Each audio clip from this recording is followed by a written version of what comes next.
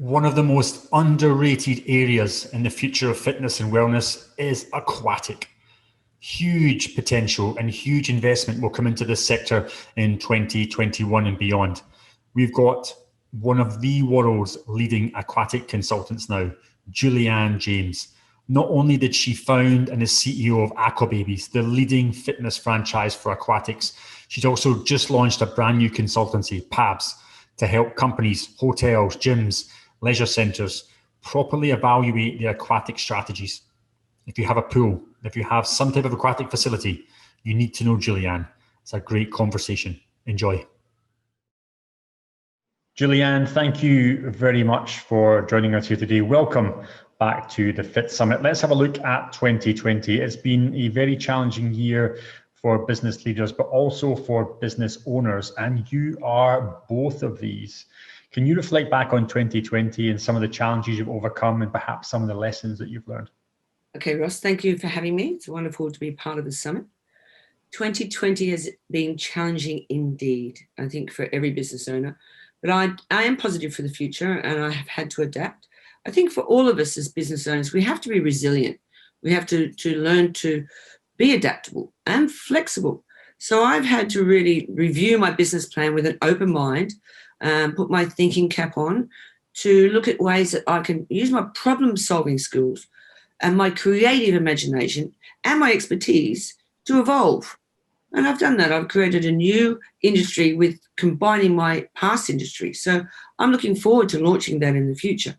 So it's been challenging, but I have reflected and I'm actually quite proud of my achievements. I've taken a step back and created new websites and new logos. So I've used my downtime to really revitalize and motivate myself.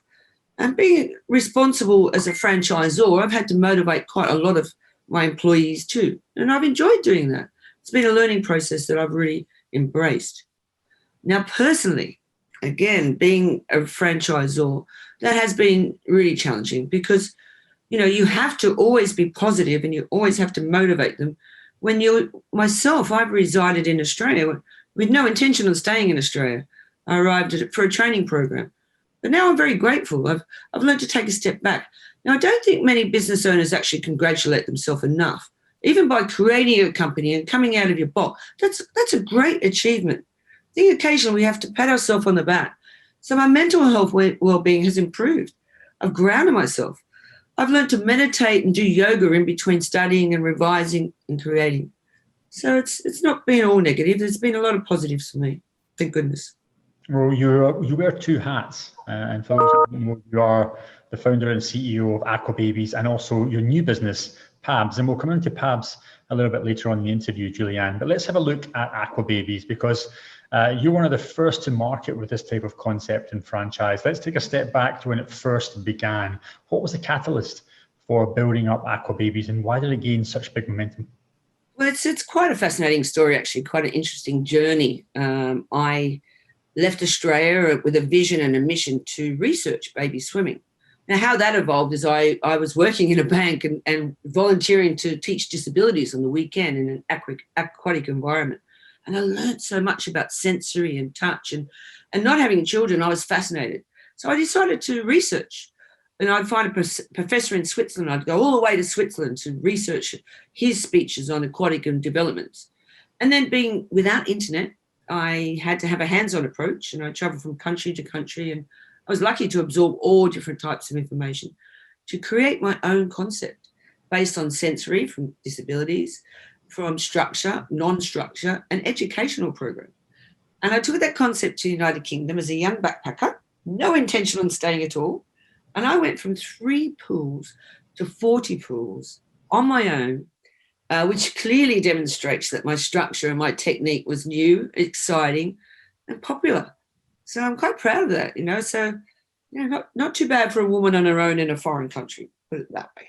I think that is bloody impressive, to be honest with you, Julianne. Now, of course, you built up this franchise arm of Aquababies. It's been tough, like you just said, to be a franchisor and be a franchisee of these businesses. Looking ahead, where do you think the future of Aquababies lies in the franchising? Are you having to maybe take a pause at that? Do you see maybe new growth in other markets? What do you think the future holds for Aquababies? Well, I think Aquababies is still going to be part of my consultancy company, and I still think there's great opportunities. For example, traveling the globe, I have seen a huge expansion in aquatics. For example, in 1991, I opened the first baby swim school in China. And I was invited there because I was a tutor for the governing body, Swimming Teachers Association of UK, very high standards, to qualify coaches, but they also wanted my views. So that was quite exciting. So since then, I'm not sure whether you know that swimming is one of the highest, fastest growing sports in China for all age groups. You know, they're very determined to continue with the champion side of swimming as well. But I've worked there on and off as a consultant. I've seen the growth is huge. So I'm excited about Asia. What I've known by watching that growth in China, it's okay to say, for example, one swimming school opened 100 pools. Now, a lot of them didn't survive because you've got to have a strategy. You've got to have a vision and a mission, but you've got to have expertise by working with, it's okay to have your own brand, but you do need to get advisors that are going to help you to expand. So I'm excited still about Asia. There's a lot of companies that still need help. UAE, of course, I'm very excited. They don't have much baby swimming there.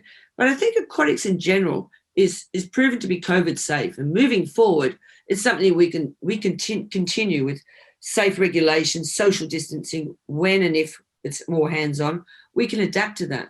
So aquatics is growing. Couldn't agree with you more. I think in the future as well, with government support championing more exercise across the wider demographic, we see personally that aquatics will boom, especially in some of the kind of more emerging countries in Asia. This is a good segue to talk about PABS, because like you say, there's a lot of government facilities, there's a lot of gyms and clubs and hotels who are building these facilities, but perhaps don't have that vision or purpose how to maybe commercialize the facility optimally. What is PABS and what's your vision for that company? Well, PABS is a collaboration of aquatic experts. Now, I was invited to speak at Florence last year in Italy for the Aqua Fitness convention, because I have created other aqua fitness programs for parents as well, which I'll mention a little bit later in my sections. But I was invited to also in Portugal. So I have an experience overall as the aqua fitness industry. And so I've collaborated with the best, to offer online training, premium quality. That's what I wanted, was premium quality, not premium as in pricing. That's not the objective. Is to actually have real programs that are delivered by experts. Experience is really essential if you want to grow a business, So PABS is we have 3 different sections. We have aquatic fitness. Now, we can do online training, or we can facilitate. PABS will be a facilitator to bring in experts from all around the world to offer workshops and ongoing training.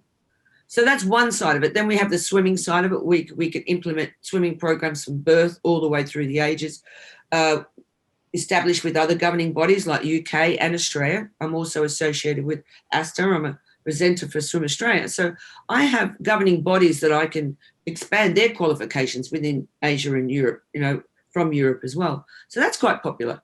But I've also created health and well-being programs. I don't understand why water's a natural element, why it's not inclusive in the health and well-being sector. It's natural, and rehabilitation for sports, swimming is, and health and well-being programs like aqua yoga, aqua development, aqua balance. It's all under the consultancy umbrella. So if you have a pool that needs help, it's based on growth. If we're looking at business strategies have to deliver growth. That is the end result. We have to be profitable. But we have to offer quality programs that the community needs. So combining all those under one umbrella. So, for example, you mentioned gyms and hotels. Now, a lot of them are built pools, but they don't use that pool as a separate identity. So it can be a profitable, lucrative income. Again, you've got your members, which you have to look after. So you have a timetable for members only. But to bring in new members, you should have a variety of options. So I worked for the Marriott Hotels all through the United Kingdom. In 1993, with the Regent's Park Marriott in London, I set up baby swimming there 1 day a week, 5 hours. Now, the return on that was £2,000 for 5 hours every month of an ongoing generated income. Now, that's only for a few hours in a swimming pool. Any gym, any hotel that's not utilising the pool, every single hotel now in the UK has baby swimming. or swimming companies external. And if you external companies, you can bring them in, or you can run it internally too. So yeah, there's a lot to be done in utilizing pools as businesses. We saw that in Singapore, where I'm currently at just now, Julianne. There seems to be a huge increase in the number of pools being built and a number of people offering kind of part-time services, but very few of these facilities seem to have long-term commercial strategies. So interesting to see how that develops. There's also been, as you know, this headlong rush into technology, into digitalization. How is technology affecting the aquatic sector? How is that affecting the business dynamic, and how is that affecting the consumer? Well, the consumer, number one, there's different types of aquatic technology. For example, even the swimming suits now that are devised to take competitive swimmers much faster in performance.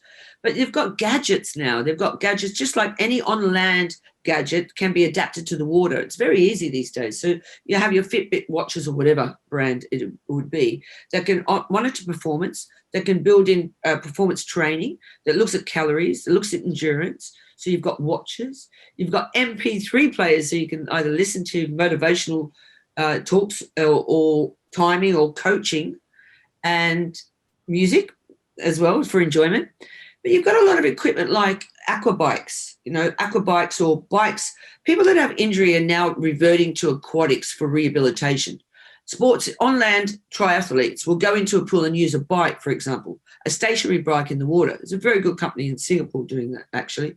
And they have their watches coinciding with the bikes for training purposes. So it's amazing what they're developing in the way of technology and how it can help performance of an athlete or for the general public that want to try something different. It's a lot of options now. Now, for some of the operators watching this interview, Julianne, they're probably after a few quick tips in terms of how they can increase their ROI within their facilities. What are some of the kind of key points that operators should look at when they're actually building an aquatic strategy? Well, straight away, what is your key market? Who you should really have an overall market of looking at.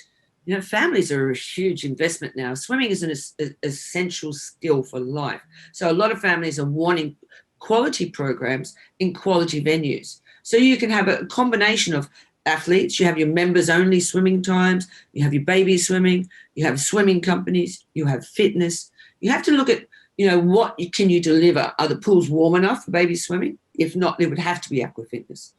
Can you use your pool to run training programs? Bring in international people. You have a conference room, you have a pool. You can run workshops from international leaders.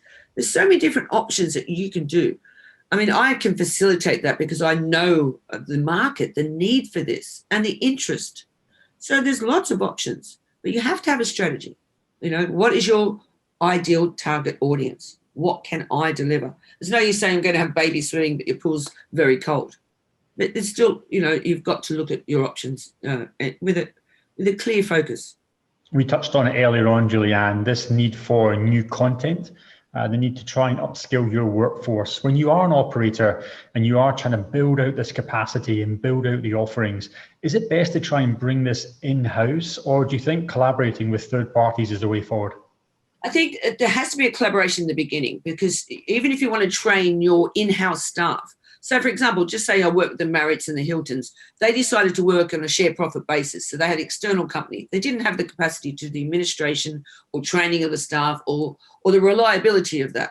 So external company then did all the work. They provided the pool, and external company did everything else. And they worked together for a continuous revenue stream.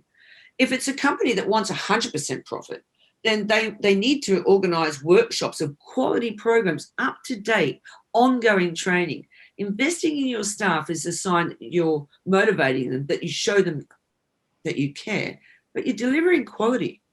Quality is a big difference of setting up teachers that don't really care, or motivating teachers with ongoing training delivered by experts. So even in-house training is great, but you need quality tutoring, quality mentoring from experts. So you would need to outsource that initially. I think that's a crucial point here. How do you grow this space is by investing in it, investing in the people, and let them be champions and ambassadors. Let's try and wrap things up. Last question, Julianne, looking forward 12 months from now, what does success look like for you and your businesses? I know it's maybe a little bit too difficult to believe, but I'm always positive. Sometimes I shouldn't say always positive. I try and find a positive option. We have a choice. We have a choice whether to be positive or not.